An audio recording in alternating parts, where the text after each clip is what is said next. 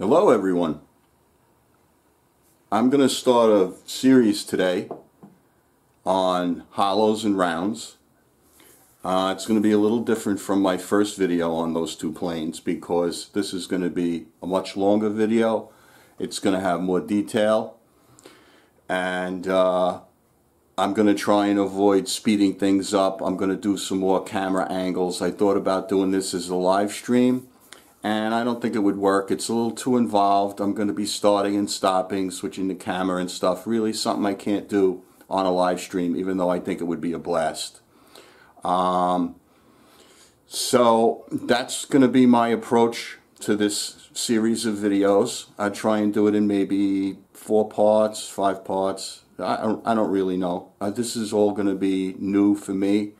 But we'll try it and we'll see how it goes. I think hollows and rounds are a basic plane. I think they interest the kind of people that subscribe to my channel, and I think it's worth pursuing in terms of a myth-busting approach to plane making and a ground level approach to it, and also everybody can get their feet wet with a simple plane. The two shapes for hollows and rounds, in my opinion, are simple shapes, just a tad more advanced than a plane with a flat bottom. So before I get into this, I can also refer you to my previous video on hollows and rounds, because there's a diagram at the beginning where I explain the geometry. That's the guiding principle behind the sizes and the shapes that govern the bottoms of those planes, the cutting faces, and how they're sized incrementally. So I think that's important. I'm going to go over that again. So if you're an advanced plane maker, you may not be interested in this video. I think it's going to be appropriate for everybody, really. And I think that I'm going to learn by doing the video, and you'll have the opportunity to learn as we go along. So what I have in mind for this portion of the series right now is I'm going to build a pair, but I'm only going to show you the first one first. This is a 1-inch hollow plane. So let me briefly go over the geometry for this plane. It's stamped with the number 1. So the cutting face is 1 inch wide. That's the space between my 2 thumbnails. But it also has a 1-inch radius. And then that means, if you go back to my previous video, it means that this right here is 1/6 or 60 degrees of a 360 degree circle. So I have a small little pill bottle right here. This is pretty close to 2 inches in diameter. And what you can see is, so it has a 1-inch radius.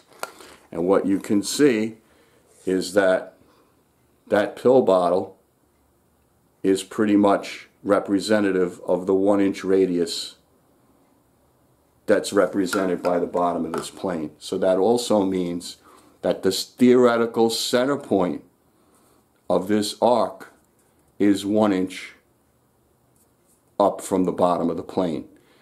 And the theoretical point of that arc is also a 1/2 inch from the side of the plane and a 1/2 inch from the other edge of the plane. Now, this being a 1-inch hollow plane, if you measure this carefully right here, the total width of the plane, this is 1.25 inches. So that means, in addition to the total width of the cutting face, there's an extra 1/4 inch built into the body of the plane. And that's the 1/4 inch that is also where they place the bevel. And that's the body of the plane that runs all the way alongside the wedge. So it's the non-escapement side. So this cutting area of the plane is shifted over to the escapement side of the plane. So that's the theory that I'm going to be approaching when I get into the shaping of the bottom of this plane in a precision way. Because now, being governed by that geometry, I am going to fabricate, which I already have, and you've seen me do it before, but now I'm going to be a little bit more thorough when I shape the bottom of this plane. So let me set up again, and then I'll go over how I do that.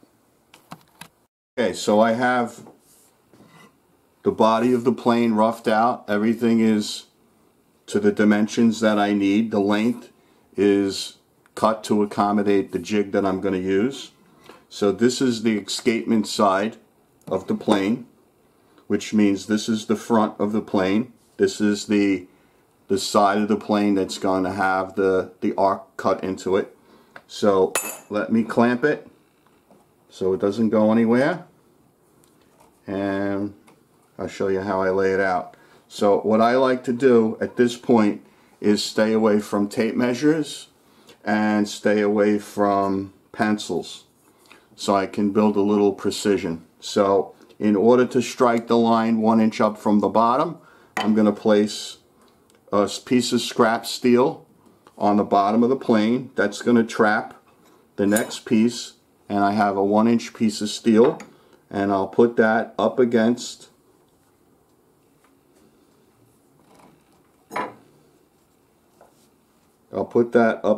the scrap piece of steel. So now I have a real nice place to rest a knife,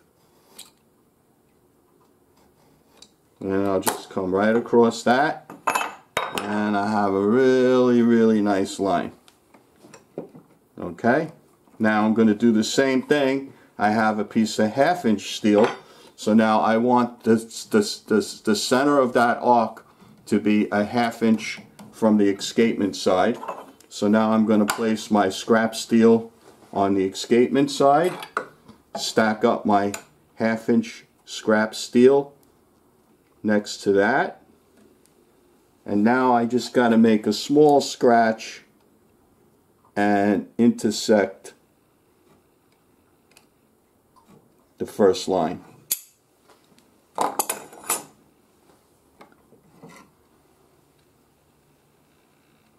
And that's it. Okay, so now I'm going to roll it over, and I'm going to do the same thing.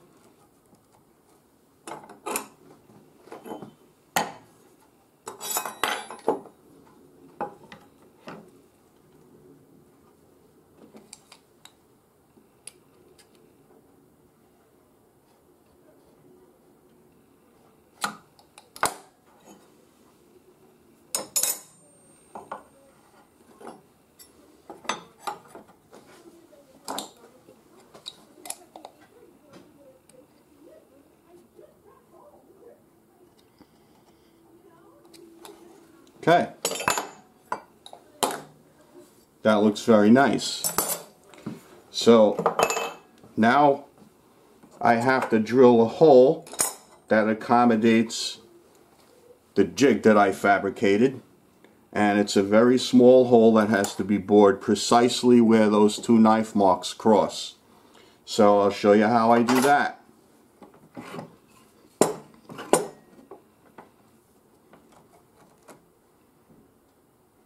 Let's see, I'll turn it this way.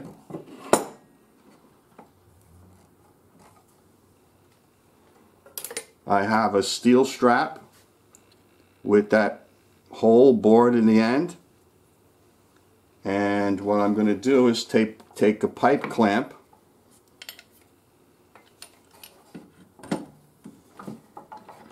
and what I'm going to do is I'm going to look through that hole. Probably use a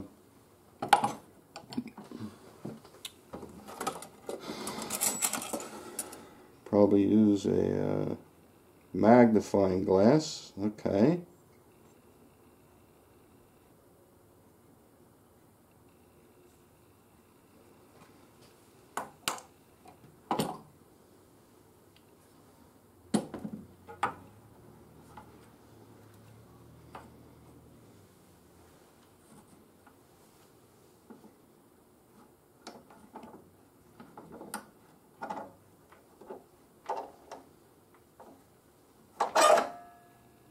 Okay, that little strap is going to prevent the drill bit from walking. It's going to confine it to the place where I want it to drill. And I'll double check it. Okay, so those two lines are right in the middle.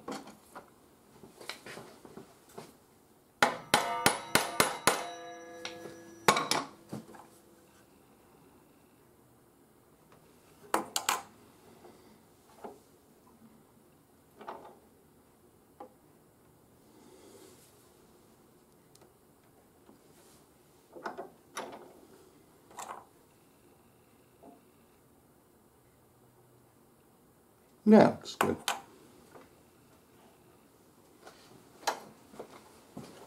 So the pin is only about, I'd say it's no longer than 3/8 of an inch. So it's a very shallow hole.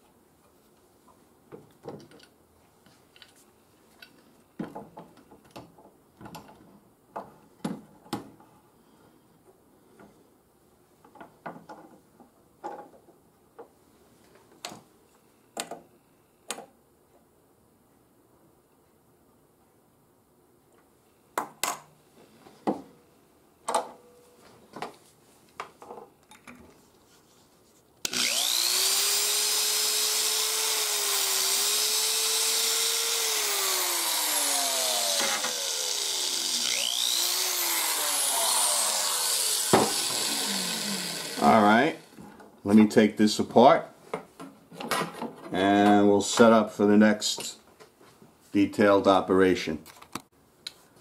So before I put the blank in the jig and shape the bottom of the plane, I'm going to do the layout so that I still have the squareness of the bottom before I change that. And I'll go through the layout lines for the bed angle and all that other good stuff. You'll be able to see how I do that. So I use my Machinist protractor, and measuring this bed angle, it's 50 degrees, which means it's steeper slightly than 45 degrees. So it's steep. The reason it's steeper than 45 degrees, like it would be for most of your bench planes, is this is made to make a smooth cut in hardwoods. So it's a little more difficult to push, but you get the smoothness of the cut. And there are some molding planes, I believe, with even a steeper pitch than that. And I'm not getting into any of the pitch theories and the arguments, and I don't have a dog in the fight, so all I'm going to do is copy this and make it 50. I do find them hard to push, but let's just go with that. So the other thing that I'm doing here is this is roughly 3 inches shorter than my blanks. So what I'm going to do is pretty much just center it, and I may or may not reduce it in size. We'll see how that goes, but for all intents and purposes, this is what I'm ready to copy. So the first thing I'm going to do is I'm going to work off the bed, and I'm going to start at the bottom of the plane. So let's see if I could get this point extended over here.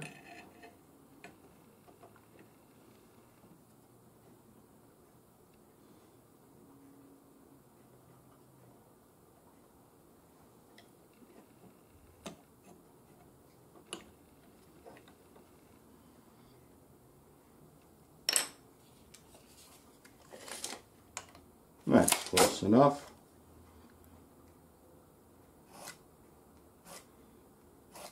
Okay, that is the bed of the plane where it touches the bottom. So now I have the blank for the round plane directly below it, and what I'm going to do is transfer that mark so that that layout for the second plane is in exactly the same location. But I'm going to put that to the side for now. So I have a line square across the bottom.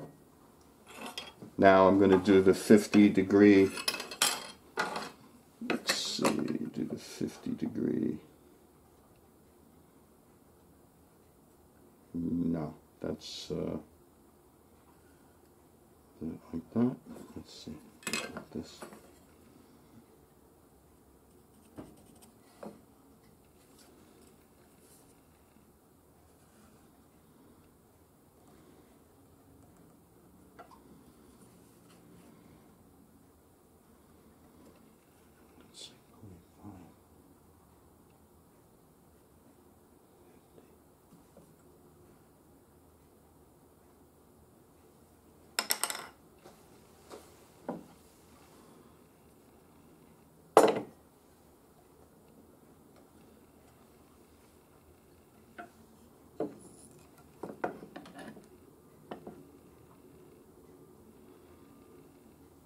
Looks good.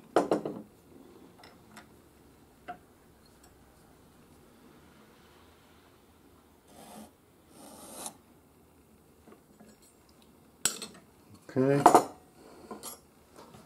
back across the top.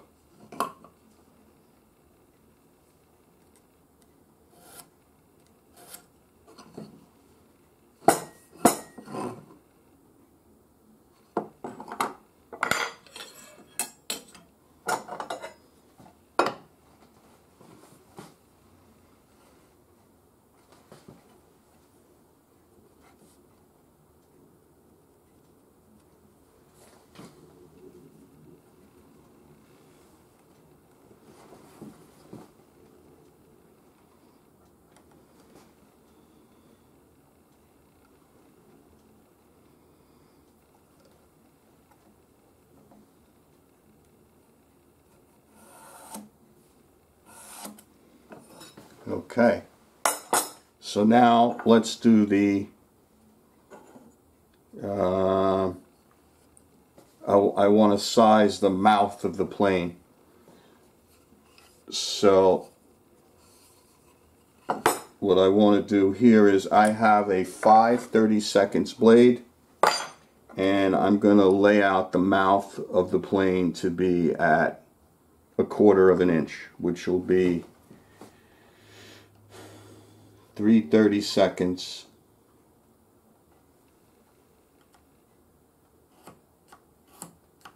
wider than the thickness of the plane. So I can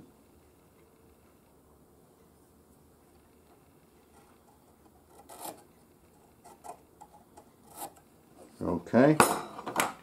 And then what I can also do, let's see, this is just my,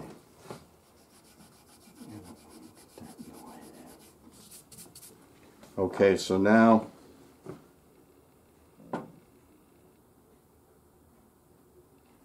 okay, that's wrong.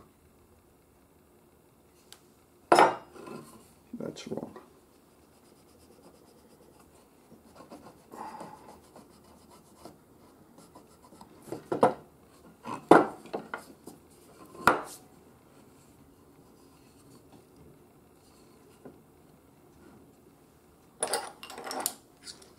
Okay, so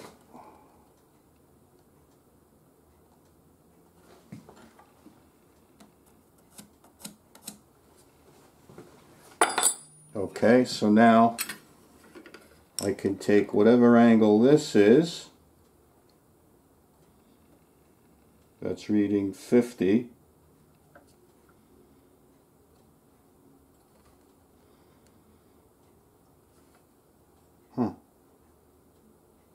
Why is that so far off?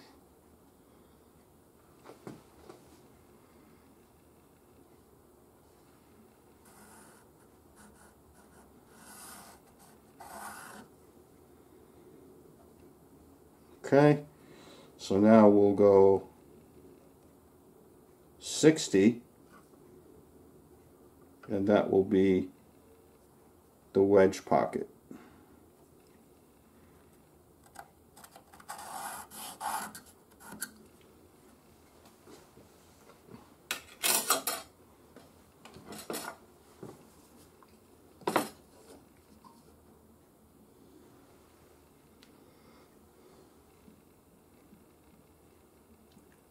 Looks good.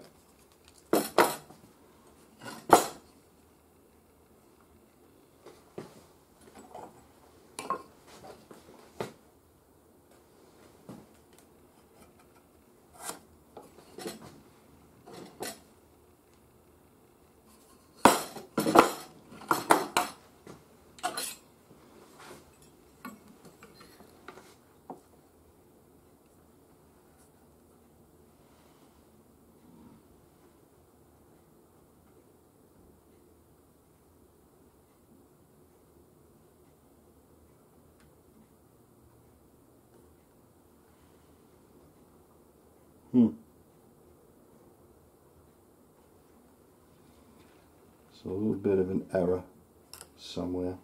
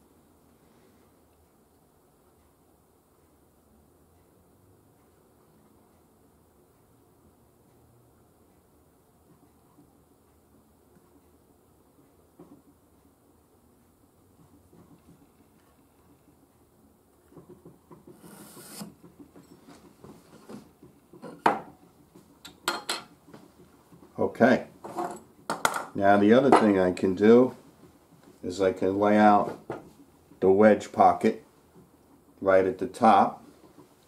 So if we look back at this one, we have the escapement running in the correct direction. So back here, this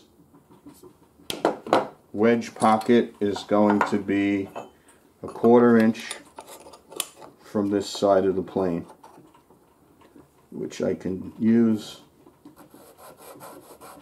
those 2 steel plates to lay out.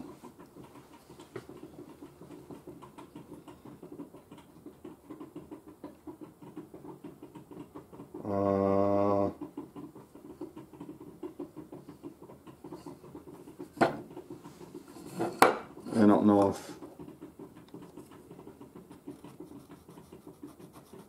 you'll be able to see that when it's done, but that's where the arc is going to stop, and then the bevel will be put in place. The other thing I can do is lay out the bevel. I already checked the size of it, and it's 3/4 of an inch. So what I'm going to go ahead and do is use a 3/4 chisel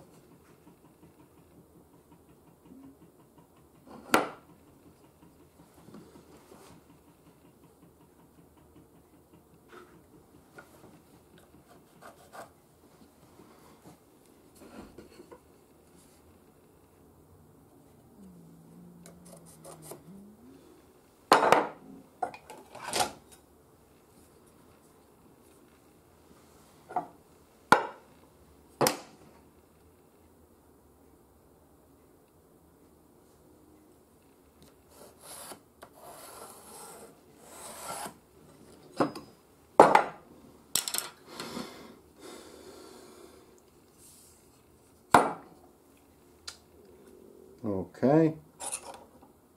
Let's see.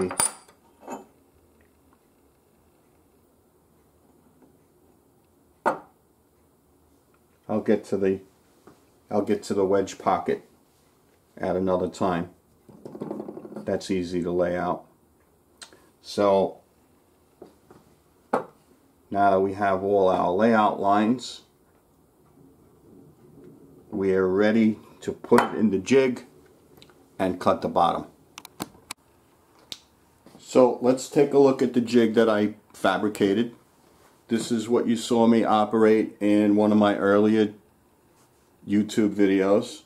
So I fabricated this 1-inch plate up here with a countersunk hole for a bolt, and the bolt goes through the back of this end plate, and the bolt travels in a slot so it can accommodate the different radiuses.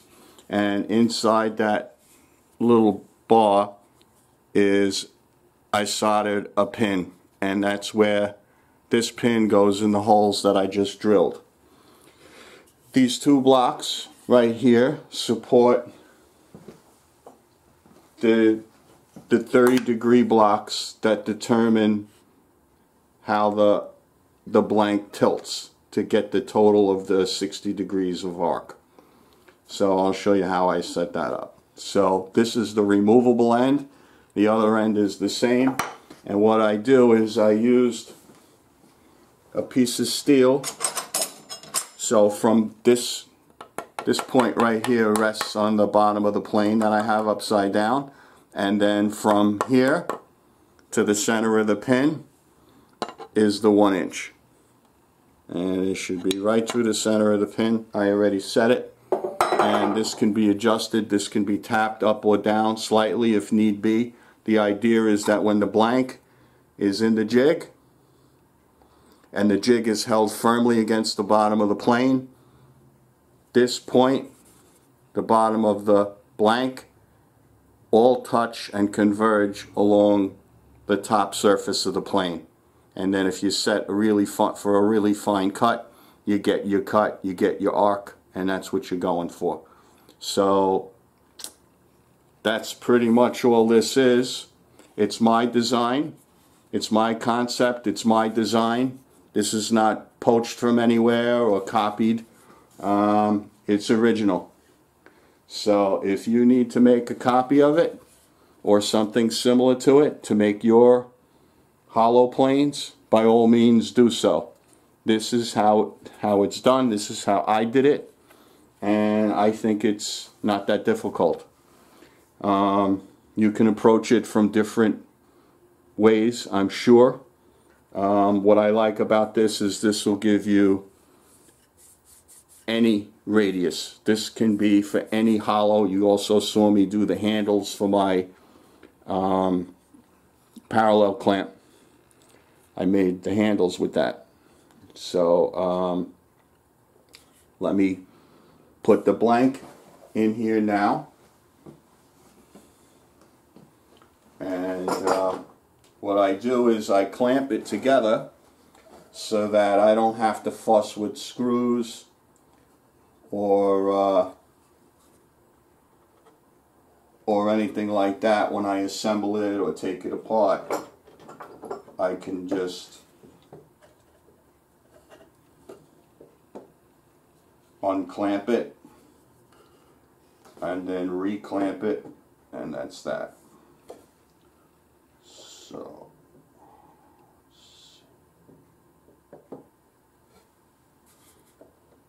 beautiful.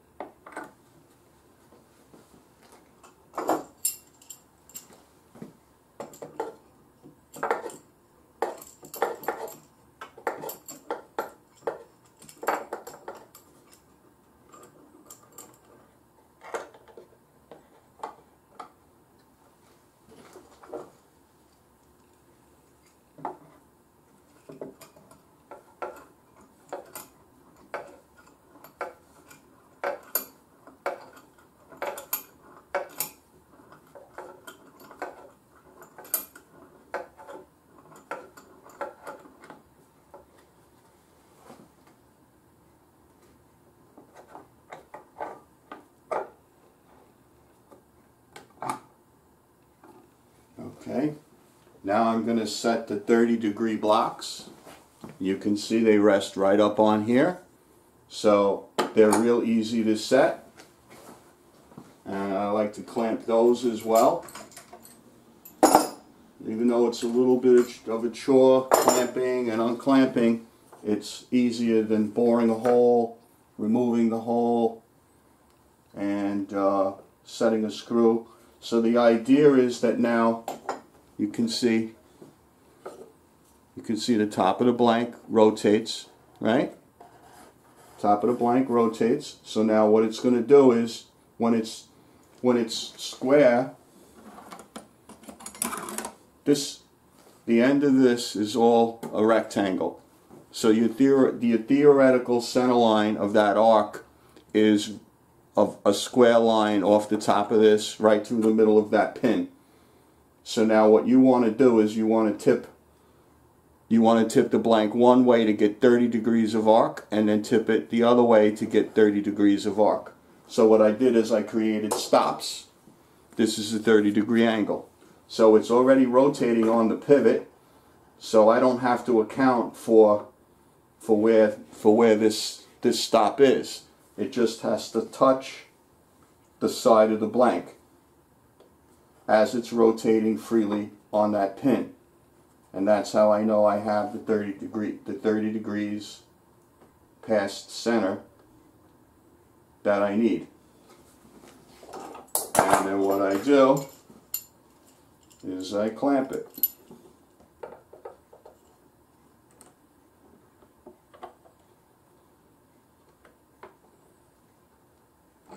Okay, same thing with the other side.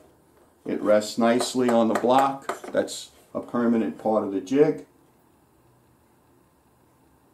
Okay, now here, let's see.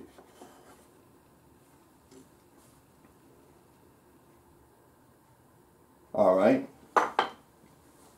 this is colliding. So I can accommodate that.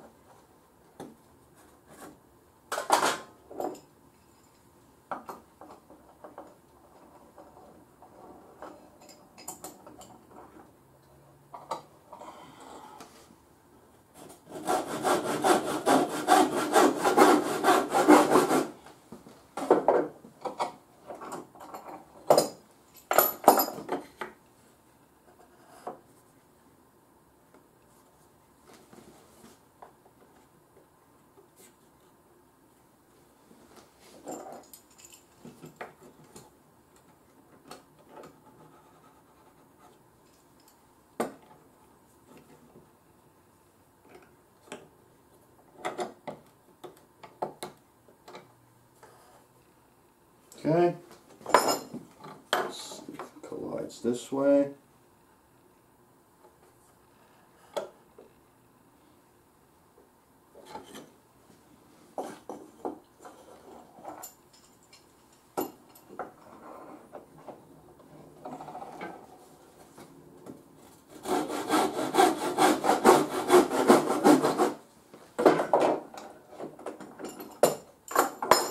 So this stop block just barely misses the blank, but the idea is that the center point, the pin is not located in the center of the blank. It's shifted to one side, so it collides against each block differently.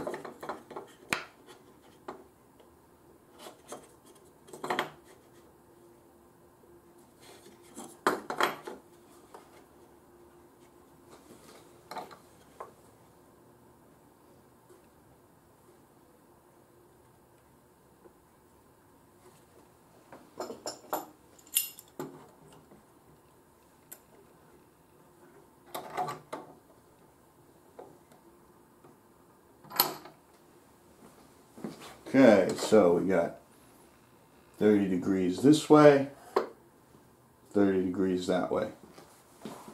Okay. Let me just show how this all works this way. Okay, so now let me cut away and I'll get the plane set up and we'll get going with this. Okay, let's get this plane set up.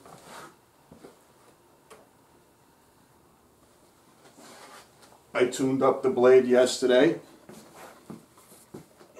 This is a plane I made a couple of years ago. I call it Godzilla.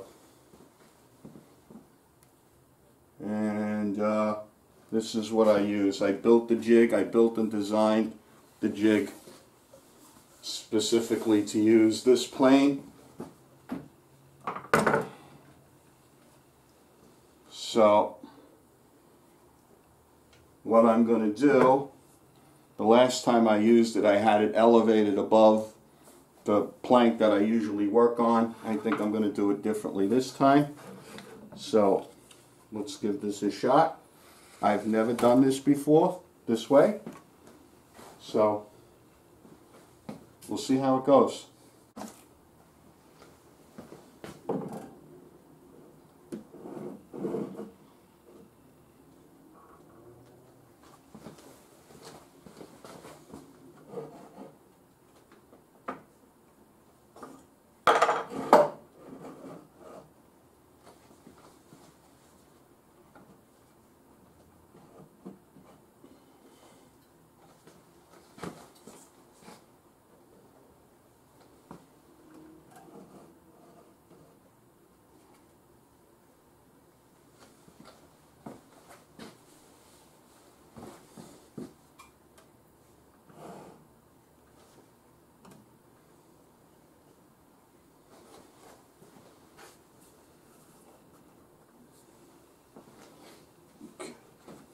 Actually going to go this way.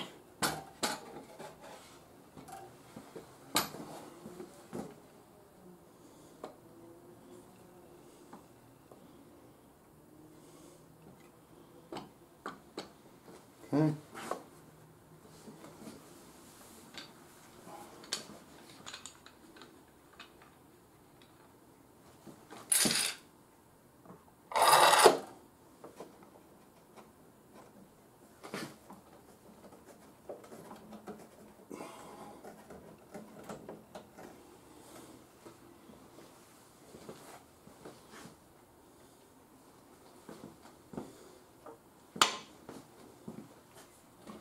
So now I need a stop in the front that also clamps the entire affair.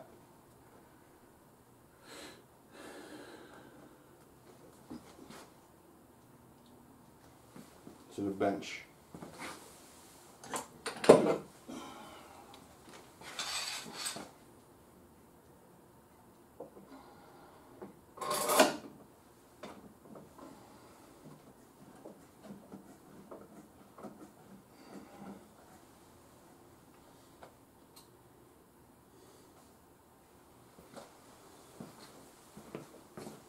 Okay.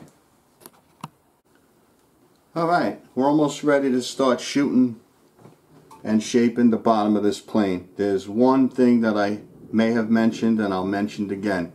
Before you start cutting with an operation like this, you have to double check and make sure that all your elevations are set properly in this jig. So the bottom of the plane, the bottom of the blank has to be touching the bottom of your jumbo cutting surface here. In this case it's the Godzilla plane. So this and this have to make contact. And also this face here and the bottom of the jig have to make contact. So you can't have any space along here. So this, and this all have to make contact together on both ends of the plane. And then you have to lock up the pins because you don't want this to drift up and down while you're cutting. And you also, because that pin is really small, you don't want to strain anything and break that pin or round out the hole. You're using a little bit of primitive precision in order to fabricate this. This is not bulletproof. This is not a table saw or some other precision machine. So I've made 4 or 5 items with this already. This will be number 6. So what happens is I'm going to start it 30 degrees this way and then rotate everything back this way. So what happens is when you do that, everything lifts up because now the corner of the blank is making contact. So it's going to cut away the corner of the blank, and the entire jig and the blank is going to drop down. Once it drops down and it makes full contact at the 30-degree tilt, that's when the cut is complete at that point, and then you can start rotating, and you'll be able to feel every small hundredth or thousandth cut that you make. You'll be able to rotate the blank slightly, and it's very time consuming. You're not going to make a lot of time. You're going to work out your arms and work out your back and your shoulders doing this, but I was able to get good results. So I'll film a little bit of this, but it's probably going to take a while, and there's no need for you to see all of it. So the other thing I did was, because the last time these clamps were rattling, I took some rubber bands to try and quiet all this down, so as it shakes and hits the stops, you don't hear 6 clamp handles rattling around. So let's see how this works.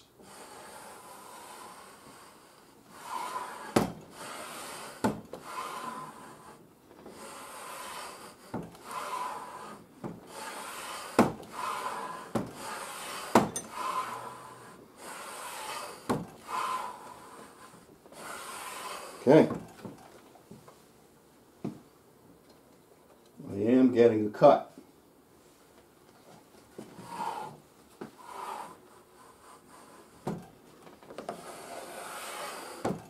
So, right here, this is the corner. So it'll drop down and it'll start making a full cut, and then everything else from there will be full until it hits the other end and then stops.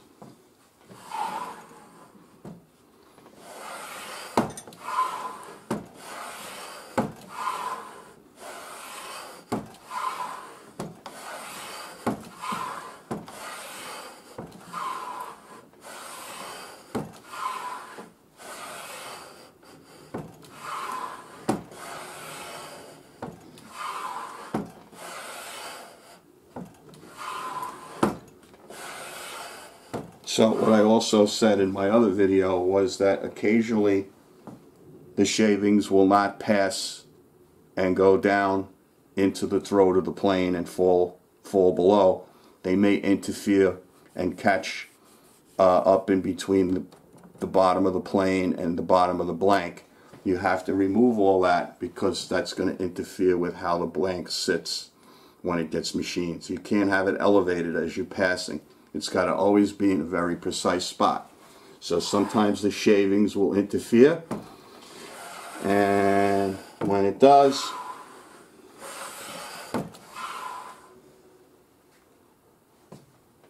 you'll need to stop.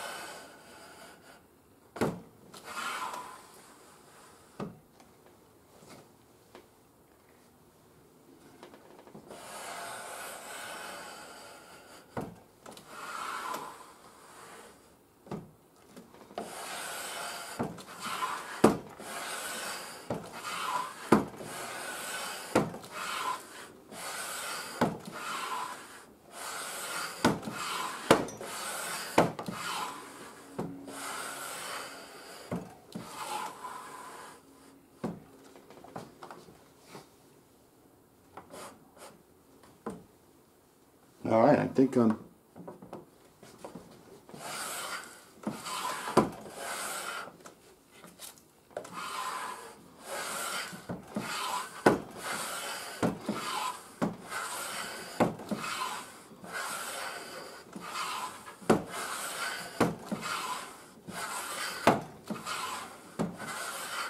Okay, I think everything is now straight down at this, so I can't cut anymore. So now I'm going to start rotating it, and as I start rotating it, it's going to put fresh uncut wood into the face of the blade, and I'll continue to make the cuts, and that'll be the arc that I want. So what I do is, right up in here, there's going to be space between the stop block and the side of the blank, and I just regulate that with my thumb, and that small little rotation is the force that I'm going to need for the uncut portion of the blank to make contact with the blade.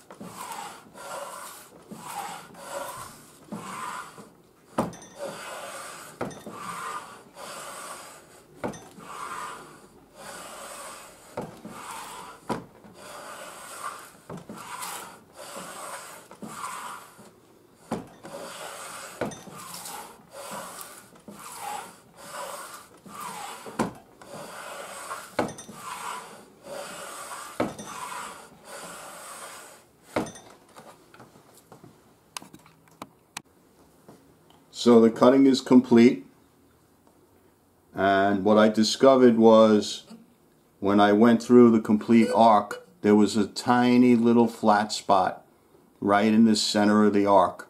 So what I did was I loosened the nuts on these two bolts, and I tapped the centers down a few thousandths of an inch and then I went through the arc again and I cleaned it and I made the flat spot disappear. So there's a little slack in here, even though everything was touching, and theoretically the center point of the arc should have been a point rather than a flat spot. It needed to be tapped down just a little bit more. Otherwise, we're going to take this apart and see what it looks like, and just by turning this jig upside down, you can see that the arc looks pretty good. So let me release these rubber bands, and we'll see how this looks.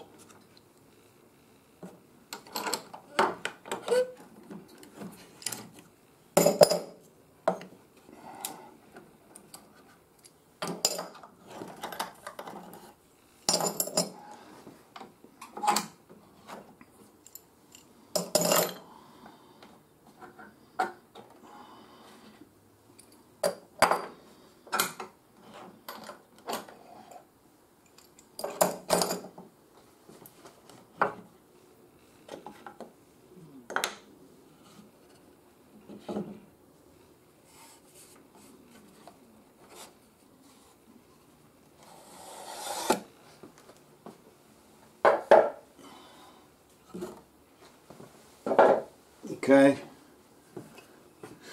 so one way to tell how close the arc is to put it up against something we know. This is very close to a 2-inch diameter, which is going to be roughly 1-inch radius.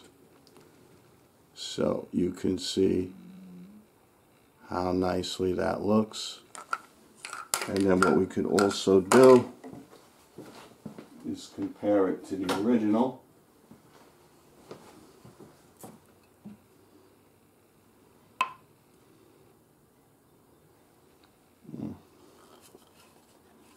I don't know if you can see that.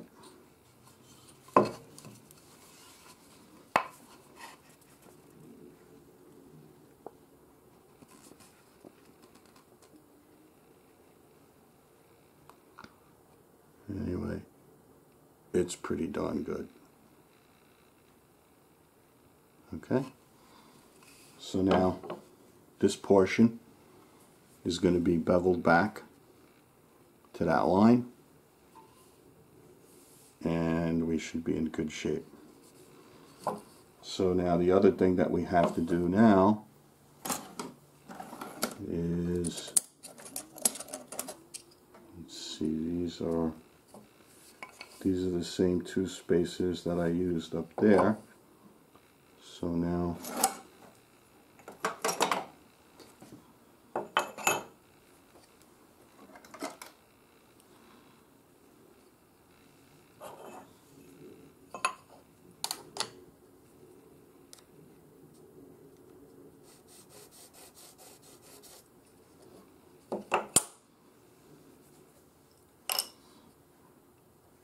from here over is the wedge, the tang of the blade, and the blade itself, and that should be exactly 1 inch. Close enough. So that's that. So let me break all this down, figure out what I'm going to do next and how I'm going to film it. That's the whole thing. That is, and we'll just take another closer look at this. This is pretty darn smooth. It's real nice. This is your 1-inch radius for the plane. Success.